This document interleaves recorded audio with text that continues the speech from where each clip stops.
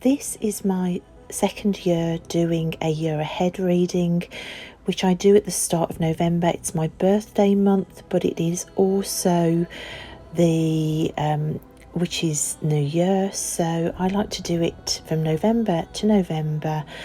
I'll show you how I generate the numbers to find my card of the year, which this year is the Death card. I like to write a little poem about that, and I'll just show you how I lay out the cards for the year ahead. Death so dark, black tones to grey, renewal, rebirth, all in play, letting go and moving through darker places, prompting you to do the work, to chase down light, roll over oblivion, or win the fight. The numbers lead me by the hand. Are you ready for shifting sand underfoot? In death year, bring your soul to fall to sleep or to become whole. What in you is to be born again? Old skins to shed, releasing pain. Death and shadows talk to me. A year with you, I'll wait and see.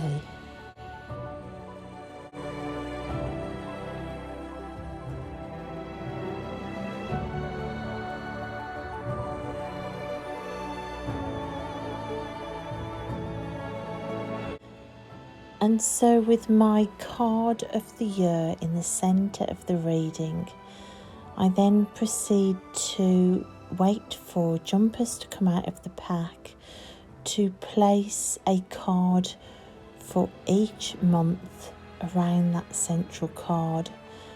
At the end of the reading, I'll see what card is at the bottom of the pack for the underlying energy of the year.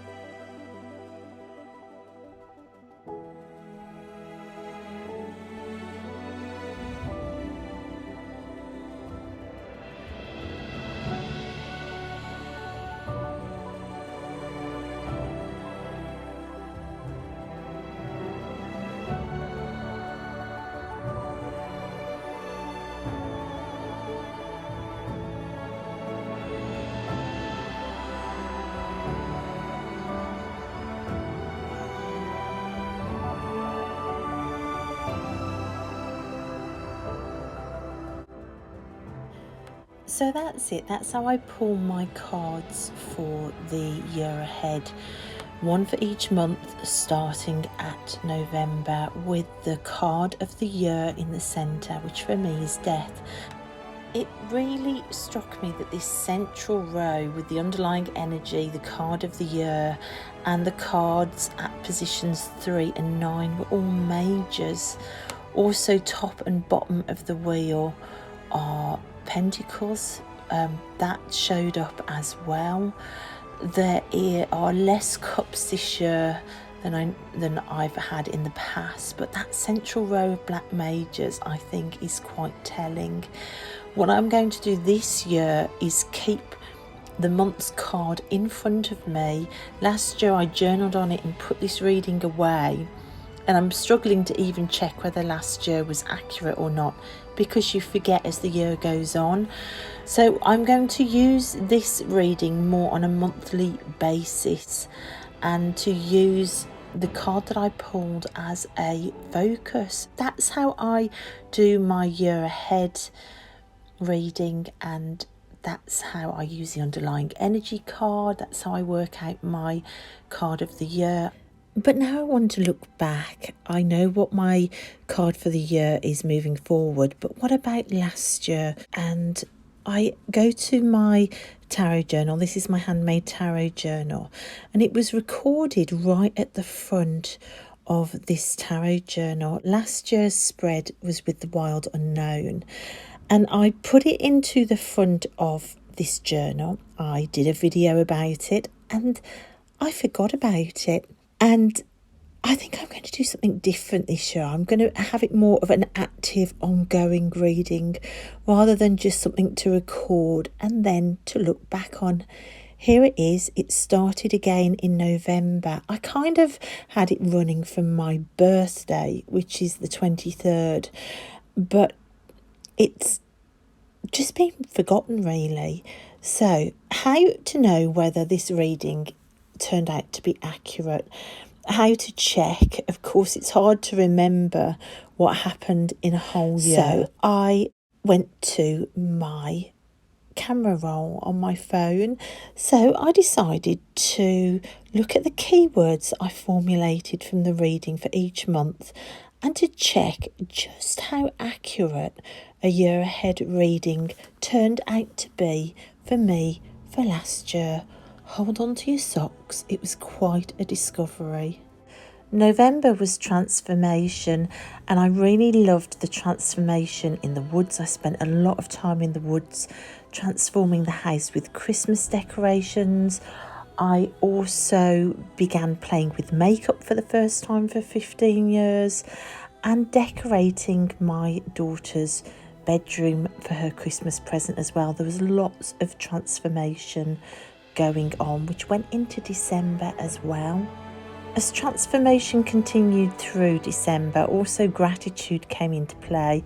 I began a different way of journaling with images.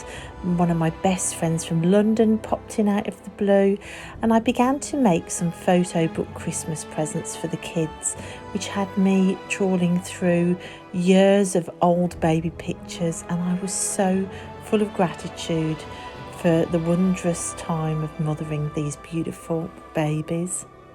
January's focus was healing routines. I began to connect more with the moon, doing a full moon painting and a new moon reading. The Weaver's Oracle became part of a meditation practice. I started putting together a Kanban board to focus more on goals, which then got me into the art studio more and journaling more. All healing practices that all began actually in January. February's focus was integrating wins and sharing. Now you can see by some very dark pictures of the woods, I was still really struggling with my agoraphobia, and I was only finding I could go out when it was dark, so there was some pitch black walks through the woods. So I began to try it and integrate any wins at all to encourage me to get out. Lots of progress in the art studio as well, which focused on deity altars and deity artwork, and protection artwork really came into play, which then fed into March's focus, which was actually deity. So in March, the focus on deity, I continued to draw and make objects to do with the Morrigan, and making altars as well. So Wheel of the Year altars with the Morrigan on, Lego altars as well. I did a huge study of the book The Great Queen, which was to do with the Morrigan as well. And then in April, the keyword was directions, and I could see I was taking my worship, my practice, not only into the art studio with more paintings to do with the Morrigan, but also out into the garden. The garden became a new direction to go out into. In the garden in May, the focus was moon magic, and I did find myself out in the garden an awful lot during May and outside more in nature. But nighttime walks around the garden looking at the moon was definitely a big part of May. June, the keyword was outdoors, and of course the magic garden completely took over in June. I was building fences and gates and hot tub surrounds and planting things and taking the kids on walks in the park after school, really pushing myself to get back outside to heal. And Tilly, I built part of Tilly's garden. Here are some fairies that she painted for it. And then in July, movement. And of course, July was when we very first started going out after lockdown. Me and one of my best friends went to Glastonbury as well. There was movement in schools. Busby left his school and we got outside doing things like paintballing. There was definitely movement in July. And then movement into the art studio, into a new medium, oil painting. August, the key word was the unexpected, and Mother Mary energy came into my practice, which is the most unexpected thing I could ever imagine. And we got back to Wales. It was unexpected. I didn't know whether I'd be able to manage it. I didn't know whether we'd be safe enough to go. And we had the most unexpected, magical time. And that just put me on a mission to find unexpected sights to see, like this sunflower field. And I started researching for new sites and waterfalls and things like that to go and explore. September, the key word was adventure, and we had the adventure of new schools, leaving primary school, going to high school, school started, and also my adventure with the Strada Easel Challenge, painting every day in oils and starting my toy tarot. What an adventure in creating an art that was. Such an important part of the year for me, and it shook me just how much I managed to achieve in September. And finally we get to October and friendship, and I ended the year with new friends in Wales, going dog walking with them, reaching out, really overcoming the agoraphobia and fear and mistrust that has had me in its grip for such a long time.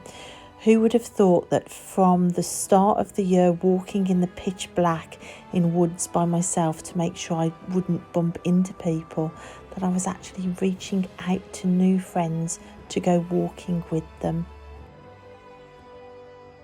So I found that fascinating, using my photo reel on my camera to check last year's year ahead reading, which was Hanged Man year for me.